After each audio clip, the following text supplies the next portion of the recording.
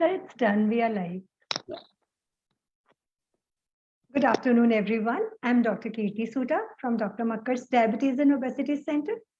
The topic of today's session is Obesity 2.0. Sounds interesting? Yes. Overweight and obesity are emerging health problems in India. We have gone from undernutrition to overnutrition, resulting in record increase in obesity in all age groups. Obesity is the mother who gives birth to so many children who are the sinisters for longevity, like diabetes, hypertension, cardiac diseases. So, dear friends, now is the time to address this issue and help in preventing and treating obesity. So, without wasting much time, let's start the session with our first question to Sir. Good afternoon, Sir. Good afternoon, Dr. Kirti. Good afternoon, everyone. So, the first question to you is what exactly is obesity? Very important question. So, first thing is, I think we have to, make this understanding also clear what exactly obesity is. So, obesity is basically it's a term used synonymously with overweight or excess overweight. But it is not just weight gain that is important component of obesity. Obesity is basically increase in the adipose tissue or fat mass in body. And this increase in fat mass in the body is to the extent that it is harmful for health. It is not, just that there is increase in fat which is not going to disturb anything. So there is increase in fat mass in the body which is abnormal and which is harmful for health. That is what defines obesity. But problem is it is very difficult to measure fat in body. So what we do is normally is that we measure weight and we measure waist circumference and we use these as surrogate measures for measuring obesity or adiposity, which is a more appropriate term, which indicates that there is excessive fat in body. Obesity is a cosmetic problem or a medical problem? We would like you to tell us. So again, going back to the definition that I just told you, that it is not just a cosmetic appearance. Overweight or being obese or grossly overweight is not just a cosmetic problem. It is accumulation of fat which is harmful for health. So harm to health is integral part of obesity. So it is not just a cosmetic problem, it is a disease. Now obesity has been recognized as a disease across many countries in Europe, US, and even India. Now obesity is considered as a disease, and as you rightly said, obesity is possibly mother of all important diseases of adult life. So obesity cannot be ignored as a cosmetic problem. Can never and should never be ignored as a cosmetic problem. Don't you think it's underdiagnosed? We still have that phobia of labeling somebody as an obese person. We have our emotions attached with it. I don't think there is any phobia in labeling obesity or calling a person obese. Yes, there is a stigma involved. When you say call somebody obese, it is mm, it is kind of attached to a stigma of being abnormal due to someone's fault or excessive eating, lazy behavior, and so on. So we should not stigmatize obesity. Should be considered as a disease process, and the people who become obese or overweight largely are due to multiple factors. It is not simply that they overeat and that is why they are obese, or they are less physically active and that is why they are obese. So there are multiple factors, and of which important factor is genetic predisposition. There you will see many people who eat more than twice the amount that a obese individual of the same height and weight will be eating, but they will always remain thin, while the obese person is eating less and still becomes overweight or obese. So there is a strong genetic predisposition which plays an important role. There are multiple environmental factors which play an important role. There is, the home environment, what kind of food is cooked at home, what kind of exercise behavior is there at home, which influences, every individual. And there may be other factors which we don't understand. So there are multiple factors which contribute to obesity. So it is not person's fault that he or she has become obese. It is a disease which can develop in any individual.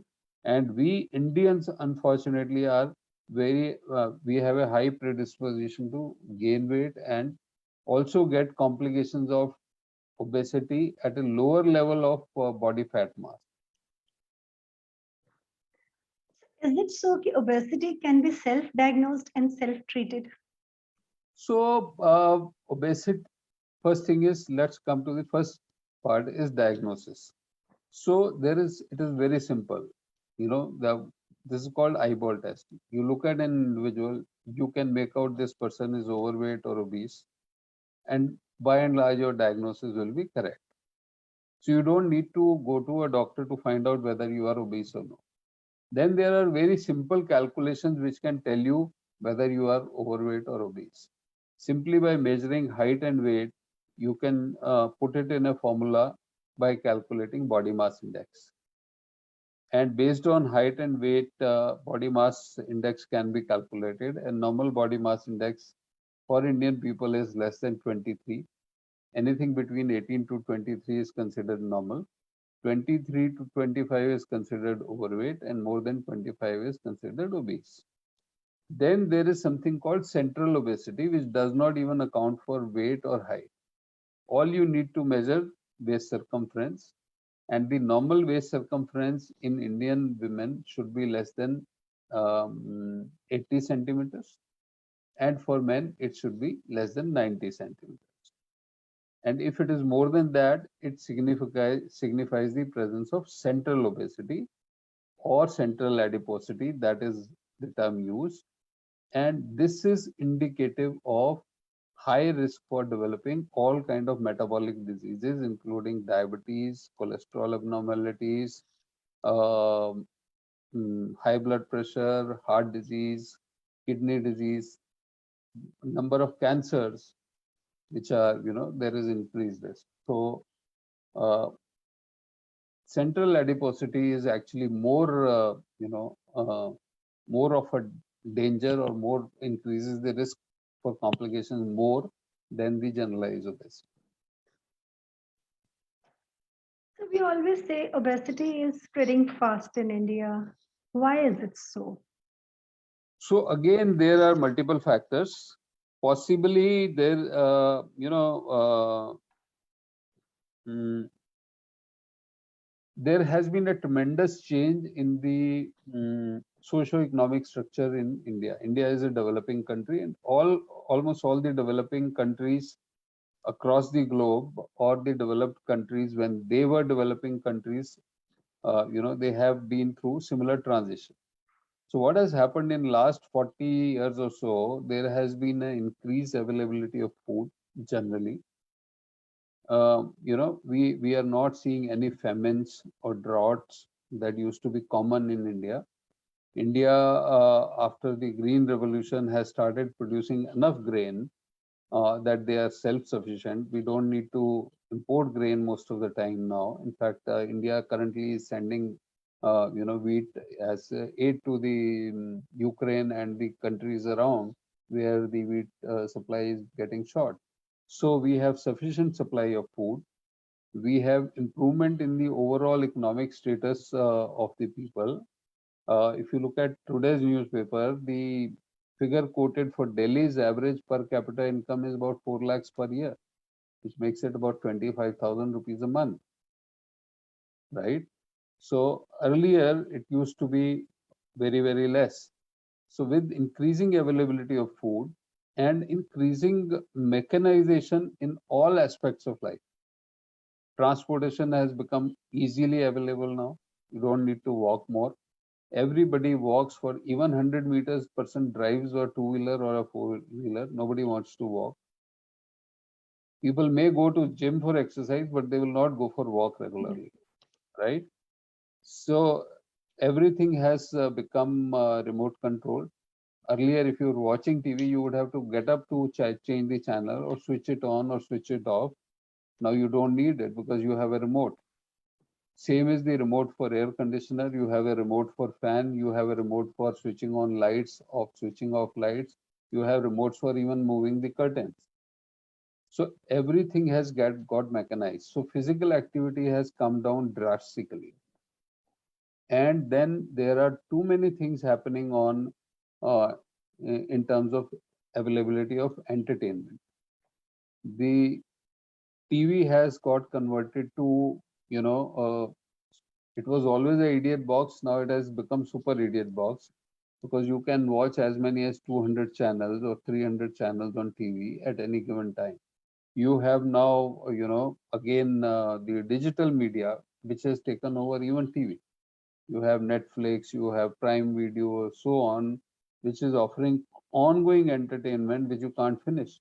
So screen time has increased, physical inactivity has increased, and when you are on screen, increased screen time, you have a tendency to munch on junk foods.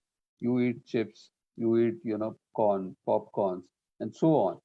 So there are multiple factors which have contributed to increase in energy consumption, decrease in physical activity, increase in sedentariness, and increase in physical inactivity also.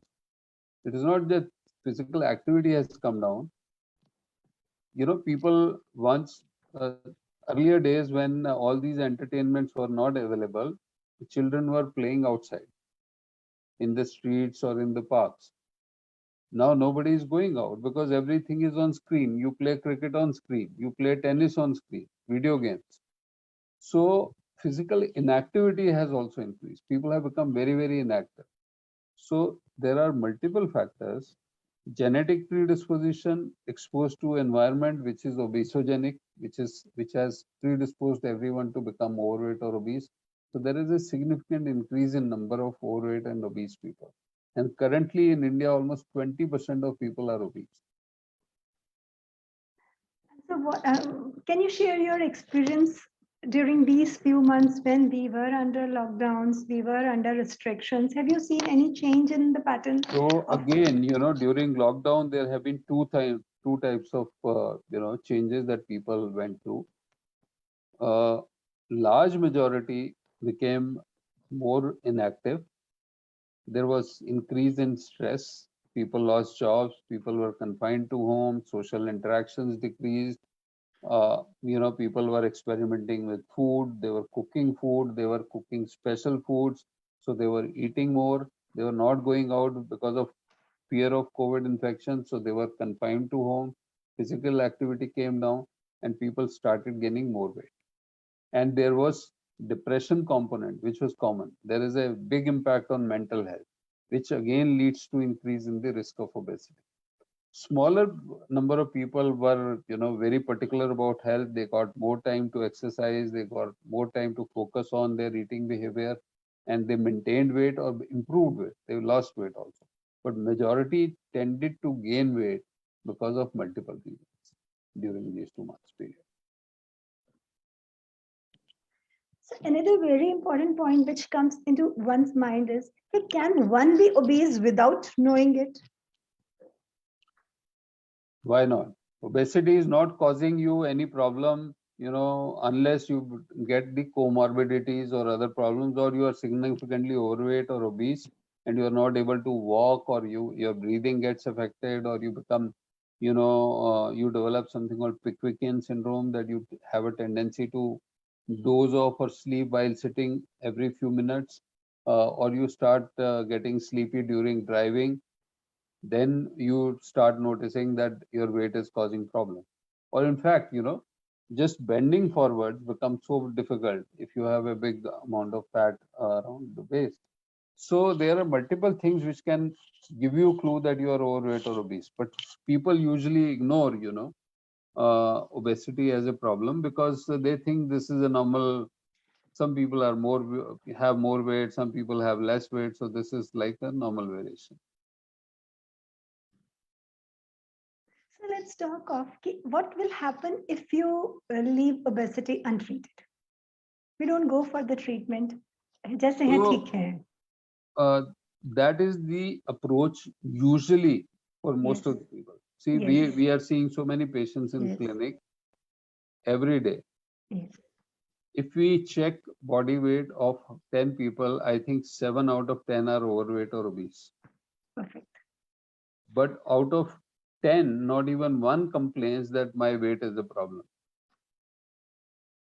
So if we look at 100 people, 70 or 75 will be overweight or obese, and only maybe 2 or 3 complain that the overweight is a problem for them. So people do not still recognize obesity as a disease. They don't register that their weight may be causing all these problems that they have, whether it is blood pressure or heart disease, or so they tend to ignore obesity as a disease, and they don't come to clinic to complain about obesity. So I think that is one of the major issues why obesity diagnosis is missed. Same is the problem with the healthcare providers or primary care physicians who are treating these patients. So patient comes for upper respiratory infection, they will treat for upper respiratory infection. They will not even, register that this person is obese and we should measure his weight, height, waist circumference and tell person that you must lose weight also. Because this is also a medical problem. Person is coming for, management of high blood pressure. Blood pressure is measured, medication is given, but weight is not given importance. Person is visiting for heart disease. Again, patient is treated for heart disease, but weight is ignored. So I think we have to, utilize some measurements on every single visit of the people visiting a medical health facility. Like we check pulse, like we check blood pressure, like we check, respiration. Now we have started checking oxygen because of the pulse COVID issue. Everybody wants to check with pulse oximeter. So similarly, if you check every time body weight and height and waist circumference, it doesn't take more than 2 minutes. But you know the diagnosis of obesity if you are doing that regularly. So now my question, which I had previously asked and we missed it, is obesity self-treatable? Can we treat obesity by So ourselves? it see it is a disease. It is a disease process. So it needs to be medically managed properly. And when I say medical management, this includes surgery for very severe cases of obesity. Now, the very fact that somebody is overweight or obese, there are good chances that there may be associated comorbidities like high blood pressure, there may be thyroid problem, there may be cholesterol increase, there may be changes in the kidney function, there may be changes in the heart function, there may be presence of heart disease, and so on. Now, person cannot understand that these problems, how the individual will investigate and manage them. So it is not just we are managing weight, we are managing a disease which is resulting from excess fat in the body, which is leading to damage to various organs and various blood vessels or structures in body, leading to multiple problems. Now if individual wants to treat obesity self, generally the treatment is focused on reducing weight. Beyond that, the person cannot do anything. And what they are trying to do is by losing weight, the usual effort is that you start exercising over time. People come and tell us, sir, I have started running for 2 hours every day, 2.5 hours every day. And I have moved to, keto diet and whatever diet. There is everything you can check on Google. But more important thing is, are these things doable over long period of time? This is a lifestyle disease. We need to correct lifestyle and we need to make sure that there are no other comorbidities and we have to put the treatment in place accordingly. Second thing is, once the patient is on treatment, we have to monitor to make sure that person is losing weight or at least has a stable weight and not regaining weight, right? So all these things are not possible at an individual level who's not well conversed about the medical details of obesity. Sir, I'll ask one more very important question. Can we prevent obesity? Yes, why not?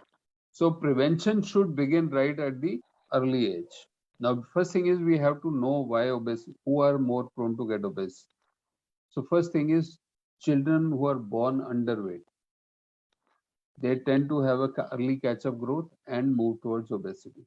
Second thing is children born as overweight or higher percentile at birth weight. And usually, if you look at these children, there is a family history of diabetes in the mother side, or mother is overweight or obese, so they are again predisposed to become obese at a later date. Children who are obese, 80% move on to adulthood as obese individuals. So first thing is when the child is born, within 4 months or 6 months, the minutes milestones start, going further, you have to start looking at presence of obesity in children.